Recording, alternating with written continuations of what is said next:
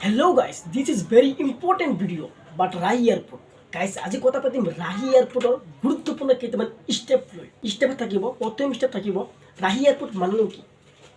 Second step থাকিব কোনসকল লোকে এই ৰাহি এয়াৰপোৰ্টত জব পাব।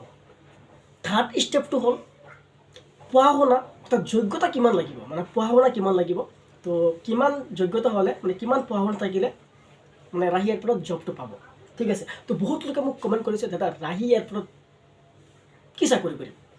হয়, ৰাহি এয়াৰপোৰ্ট মানে বুজি পাইছে, প্লেন জাহাজ বুলি কোৱা হয়। তো ৰাহি এয়াৰপোৰ্ট, তো বৰ্তমান ৰাহি এয়াৰপোৰ্ট অৱস্থিত গুৱাহাটীত ব্ৰাঞ্চ বুলি ক'ব পাৰি।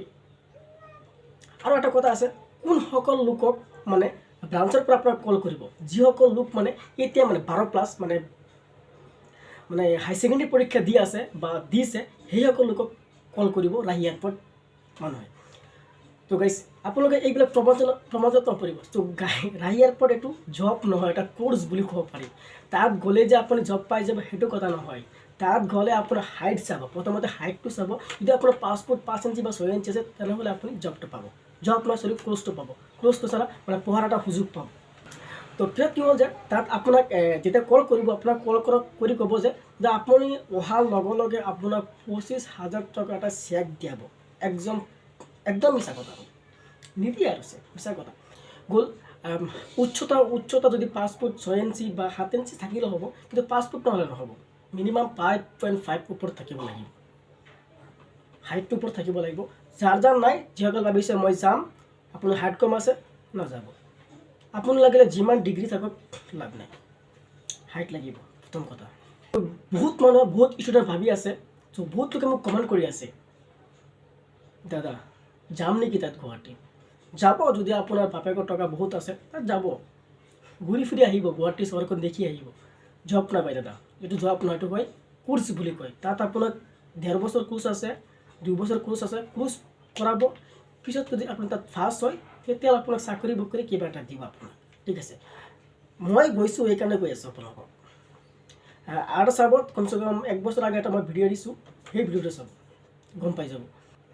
এটা কথা ক'ব বিচাৰিছোঁ যে তাত গ'লেই কিন্তু আপুনি চাকৰি নাপায়। বাট আপোনাৰ যদি সকলো যোগ্যতা আছে, আপুনি যদি কোৰ্চ কৰিব বিচাৰিছে, কোৰ্চ কৰাৰ পিছত আপুনি চাকৰি এটা পাব পাৰে। বাট দিছ ইণ্ডাষ্ট্ৰি বেষ্ট, সেইটো ইণ্ডাষ্ট্ৰি বেষ্ট বুলি ক'ব পাৰি। ৰাহি এয়াৰপোৰ্টটো বেষ্ট বুলি ক'ব পাৰি, কাৰণ আপোনাৰতো যোগ্যতা থাকিব লাগিব ন। আপোনাৰ পঢ়া শুনা থাকিলে নহ'ব নহয়। আপোনাৰ হাইট চাব, আপুনি কিবা কিবি চাব, আপোনাৰ ফিটনেছ চাব, চব মিলাই যদি আপোনাৰ চব ঠিক ঠাক থাকে, 1.5 বছৰ কোৰ্চ কৰিব। কোৰ্চ কৰাৰ পিছত কিবা এটা আপুনি চাকৰি পাব।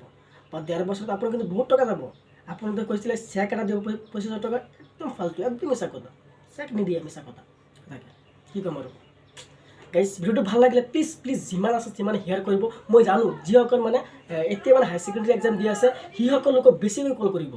সেইসকল লোকক বেছিকৈ কল কৰিব, যাতে তাত গুৱাহাটীত আহিবলৈ কয়। নাযাব গাইজ, নাযাব, সঁচা কথা। এনেই কি আছে, খৰচ 1,000 টকা খৰচ কৰক, কি আছে। 1,000 টকা খৰচ নকৰিব, লাগিলে খাই দিব, বেলেগ কিবা কিবি খাই দিব, তাত নাযাব। যদি ভিডিঅ'টো ভাল লাগিছে প্লিজ লাইক কমেণ্ট শ্বেয়াৰ, আৰু পৰৱৰ্তী ভিডিঅ' চোৱাৰ কাৰণে ছাবস্ক্ৰাইব কৰি ৰাখিব।